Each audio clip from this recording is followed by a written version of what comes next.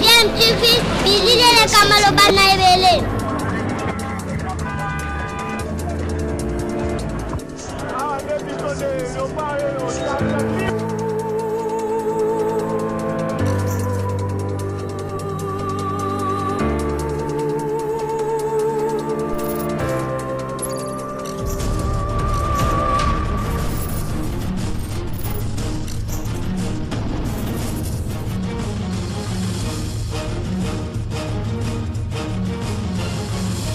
DMTV toujours en avant. Vous êtes sur DMTV, bon week-end, heureux, nous le sommes parce que nous savons, vous êtes en train de nous suivre en ce moment sur votre chaîne DMTV qui vous pose des sujets d'actualité, mais surtout des analyses et des réponses sur l'actualité bien entendu, mais également sur des faits sociaux ou encore des réalités telles que nous les vivons ici chez nous en République démocratique du Congo. L'actualité, vous le savez, continue à être dominée en tout cas avec le message action du vendredi 23 octobre 2020, lequel message suscite diverses réactions selon que l'on est du FCC, parti partenaire au cash de Félix Tshisekedi. Visiblement, la compréhension du message de Félix Tshisekedi nous fait entendre en tout cas que Félix Tshisekedi a décidé de la rupture avec la coalition au niveau du FCC et visiblement le FCC également est prêt à aller en cohabitation par exemple. Est-ce que c'est ce que veut le chef de l'État ou le chef de l'État a d'autres idées en tête lorsqu'il parle d'union sacrée? Est-ce qu'il pense encore à aller en cohabitation laissant la majorité actuelle continuer à diriger au travers le gouvernement? Rien n'est moins sûr. En tous les cas, le chef de l'État a déclaré que vers le peuple pour lui adresser un autre message et des décisions qu'il aura eu à prendre. Il ne va négliger aucun cas de figure. Il va pouvoir analyser en tout cas toutes les hypothèses, tous les cas de figure et ceux-ci pourront lui permettre de prendre une décision en âme et conscience. Après tout, c'est le garant de la nation. Et je voudrais vous proposer une réaction, parce qu'il y en a beaucoup. Je propose une réaction d'une personnalité qui a été longtemps membre du FCC, proche de Joseph Kabila. Il a même été ministre ici dans notre pays. Il s'agit d'Emmanuel Ilunga qui fut ministre des Congolais de l'étranger. En même temps, à un certain moment, dans le gouvernement Bruno Tshibala, il a eu même à assumer les charges de ministre des Affaires étrangères. Alors je vous propose de l'écouter par rapport au message du chef de l'État, l'appel qu'il lance à nos politiciens, en tout cas, de rejoindre le chef de l'État dans cette voie afin de sortir notre pays dans cette situation difficile à laquelle il se trouve. En même temps, Emmanuel Ilunga nous éclaire également sur sa position actuelle parce que nous le connaissons comme membre du FCC. Il a été ministre dans le gouvernement Bruno Tshibala par rapport justement à cela. Et qu'en est-il aujourd'hui? Est-il toujours membre du FCC ou est-il proche de Félix Tshisekedi maintenant? Nous allons le suivre, ensuite nous allons revenir pour conclure notre sujet d'aujourd'hui. Je rappelle que vous suivez votre chaîne YouTube DMTV. Si vous n'êtes pas encore abonné, s'il vous plaît, cliquez sur ce bouton en rouge, il est écrit s'abonner et vous deviendrez tout de suite abonné à votre chaîne DMTV. Cliquez également sur une petite cloche qui va apparaître tout de suite après que vous serez abonné. Elle vous permettra en tout cas de ne plus rien manquer des prochaines vidéos que nous mettrons ici pour vous. Suivant Emmanuel Ilunga, nous nous retrouvons tout de suite après. Monsieur Ilunga, nous avons suivi le discours du président de la République. Quelle est votre réaction par rapport à ce discours? Alors, je trouvais que c'était un discours très réfléchi, parce que court, et un bon discours. Parce qu'un chef d'État doit rassurer, mais doit unir aussi son peuple, sa nation. Et aujourd'hui, il a appelé à la consultation pour former une union sacrée. Une union sacrée, comme son nom l'indique, c'est pour vraiment une union qui permet au pays de retrouver sa dignité et de parler développement désormais. Alors, à ce titre, moi également, je rebondis là-dessus pour appeler tous nos compatriotes qui sont en dehors du pays. On sait qu'on est à environ 16 millions. Mais tous ceux qui sont épris, qui ont l'amour de la politique, l'amour de la patrie, de rejoindre ces messages, de le soutenir, ces messages. Parce qu'au moins pour une fois, nous allons être ensemble. Nous allons marcher ensemble. Au moins pour une fois, nous allons nous mettre d'accord sur des objectifs précis, des grands objectifs. Parce que notre pays est très fragilisé par nos divisions, par les vues de chacun. Chacun voit le développement à sa manière. Chacun voit la politique à sa manière. Donc il est important, en ce moment-ci, de nous retrouver. Donc j'appelle aussi Honoré Ngwanda à déposer les armes. Je l'appelle solennellement à rejoindre l'appel du chef de l'État, à rejoindre. Parce qu'il a un rôle à jouer au pays, son expérience, le pays en a besoin. J'appelle également tous les combattants à déposer les armes et, au moins pour une fois, qu'on essaye de nous mettre d'accord pour faire avancer la cause de notre pays réellement. Pas d'une manière théorique, avec, en faisant des marches. Non, mais cette fois-ci, qu'on les fasse réellement. Parce que l'occasion est là. Donc, je crois qu'il est nécessaire, il est important dans ces moments difficiles, que les pays traversent, que nous traversons tous collectivement, parce que nous avons tous, chacun une famille au Congo. Alors, dans ces moments difficiles, nous devons voir la bouteille à moitié pleine, même si elle est en même temps à moitié vide. Mais notre regard doit aller vers un regard où la bouteille est à moitié pleine, de manière à ce que nous puissions augmenter une partie, la partie qui manque. Alors, il est important, mes chers compatriotes, qu'à un moment donné, que nous arrêtions des critiques stériles. Nous les avons fait depuis tant d'années, ces critiques n'ont rien apporté.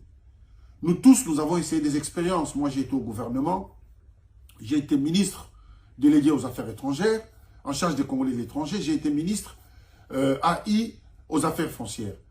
J'ai un peu d'expérience et je suis allé apprendre l'État, apprendre le pays et je connais plus ou moins les faiblesses de notre pays. Alors, si nous ne mettons pas ensemble, il est difficile que chacun de nous réussisse individuellement. Si nous devons réussir, nous ne le ferons que ensemble. Mais j'en profite aussi pour appeler mon aîné, Martin Faïlou, avec lequel on était à Genval, on a échangé, partagé des moments. Et je pense que c'est un homme intelligent, un homme de bonne volonté. Le message du chef de l'État te concerne aussi.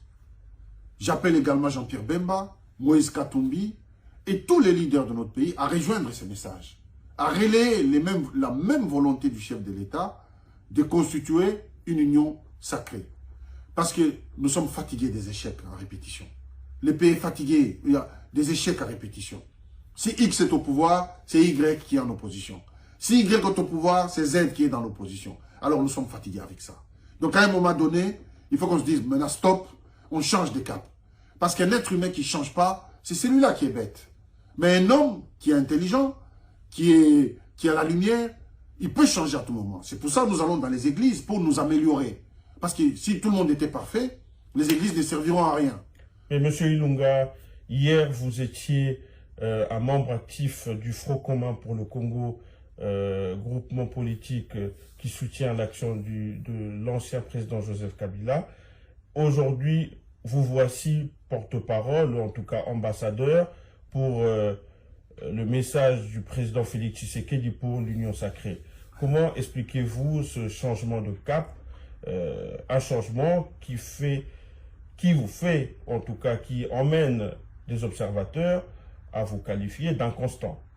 Non, il n'y a pas d'inconstance. Regardez vous-même, les chefs de l'État, il était avec la Mouka à Genève. Mais quand il a trouvé que les vues ne concordaient pas, il a quitté. Il a quitté la Mouka. Là, il était en alliance avec le FCC. Il a trouvé que ça ne concorde pas. Là, le mariage est dissous, là. Les divorces sont consommés. Donc, la politique, ce n'est pas quelque chose de figé. Moi, j'étais effectivement au FCC, mais le FCC dans lequel j'étais, c'était une plateforme qui était faite pour aller aux élections, politique pour aller aux élections. Ce n'était pas quelque chose qui devait aller dans la pérennité. Si ça devait aller dans la pérennité, il fallait convoquer un congrès, rappeler tout le monde à la discussion pour que les gens puissent signer, accepter tout ça. Mais rien n'a jamais été fait. Donc, une fois que les élections sont passées, logiquement, tout devait tomber à l'eau. Mais malheureusement, ça continue. Mais ceci dit, j'ai quitté parce que je suis un homme libre. Moi, je ne suis pas marié avec les FCC, ni avec Cash, ni avec qui. Je suis un homme libre. Et là où il y a l'intérêt de la nation, moi, je suis libre d'y aller. Je n'ai pas besoin d'avoir l'accord de qui que ce soit pour pouvoir servir mon pays. Je peux, mon idée, c'est de servir la nation. Voilà. Ce n'est pas une question d'intérêt personnel. Mais vous n'avez pas attendu l'appel à l'Union sacrée pour décider de quitter le FCC. Vous avez quitté le FCC il y a plus d'un mois déjà. Très bien. J'ai quitté le FCC il y a plus d'un mois. Bien entendu, tout à fait. Moi, je n'ai pas attendu l'appel du chef de l'État pour quitter le FCC. Donc, du coup, je ne suis pas opportuniste. Parce que si j'étais opportuniste, c'est aujourd'hui, logiquement, parce qu'il a appelé hier, aujourd'hui, je devais quitter le FCC. Mais non. Mais moi, je regarde parce que qu'est-ce que nous voulons au final? Qu'est-ce que nous voulons pour cette nation? Nous voulons les fragiliser et à chaque fois. Moi, je veux qu'on juge les gens par ceux qui sont capables d'apporter. Pas par des étiquettes. Parce que les étiquettes, c'est facile à coller à quelqu'un. Mais ceux qui sont capables. Il y a beaucoup de nos compatriotes qui sont à l'étranger. Bon. Mais ils pensaient naïvement aussi, en étant au Congo, qu'en allant à l'étranger, ils vont réussir leur vie. Mais ils sont arrivés à l'étranger, ils ont trouvé que c'est aussi difficile qu'au Congo. Et à l'étranger, peut-être c'est même plus difficile qu'au Congo. Dites-vous que vous vous êtes trompé en allant au FCC? Non, du tout. Je ne me suis pas trompé, c'est une expérience. Une expérience n'est jamais mauvaise, une erreur. Non, une expérience vous grandit. Du tout, je ne me suis pas trompé. Si c'était à refaire, je le referais.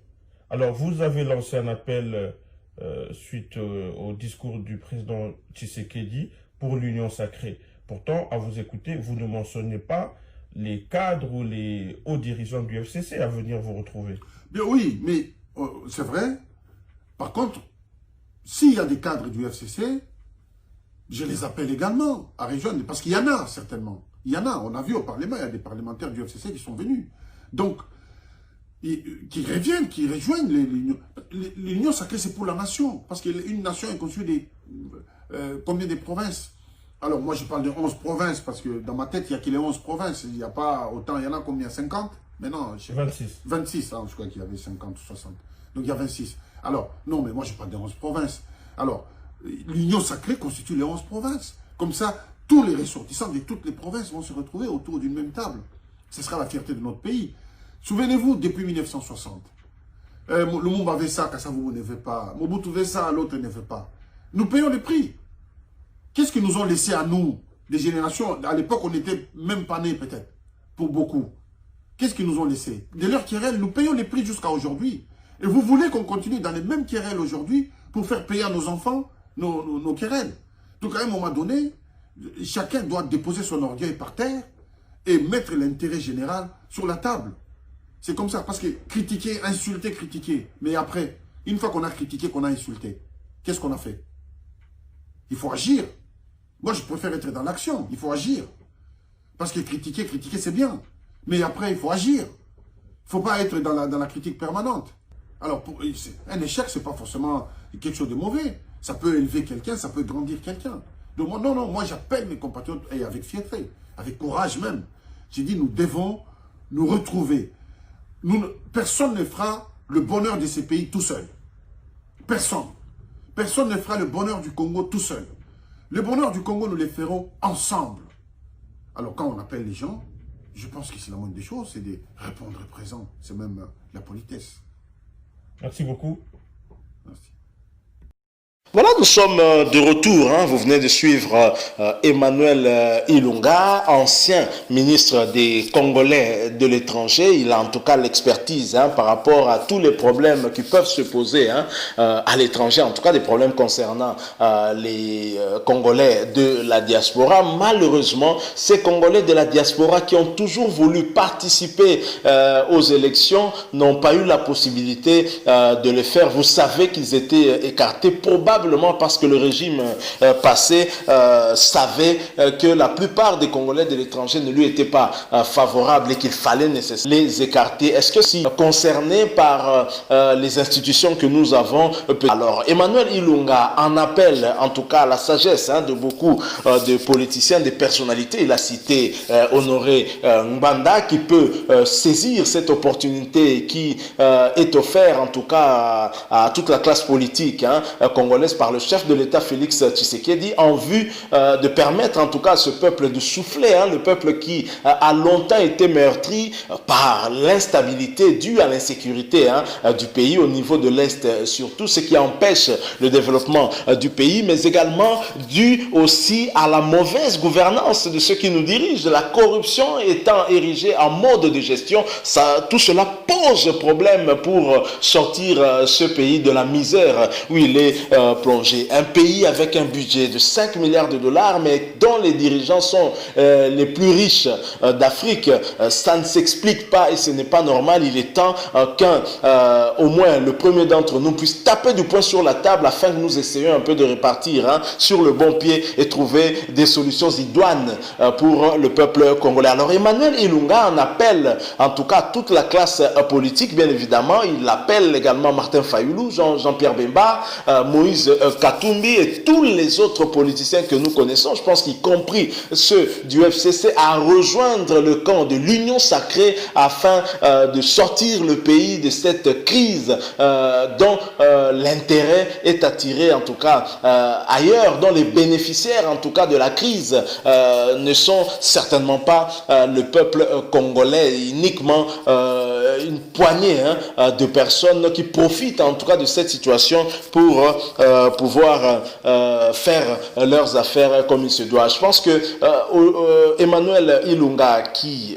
était le ministre dans le dernier gouvernement de Joseph Kabila et qui a quitté le FCC, vous l'avez entendu, certainement a un autre regard par rapport à ceux qui n'ont pas eu à travailler avec Joseph Kabila. Il a peut-être compris les erreurs qui ont été commises par eux et donc ce message que lance le chef de l'État est un message salutaire pour l'intérêt de la République démocratique du Congo. Visiblement, c'est quelqu'un qui s'est très clairement rapproché de la vision de Félix Tshisekedi. En tout cas, l'avenir nous dira si il est beaucoup plus rapproché maintenant et que demain, il pourrait être dans l'entourage de Félix Tshisekedi. Mais en tous les cas, il se met comme un ambassadeur de Félix Tshisekedi pour essayer de relayer le message du chef de l'État qui cherche en fait une union sacrée afin de sauver la République, on peut le dire comme ça. 2 ans, presque 2 ans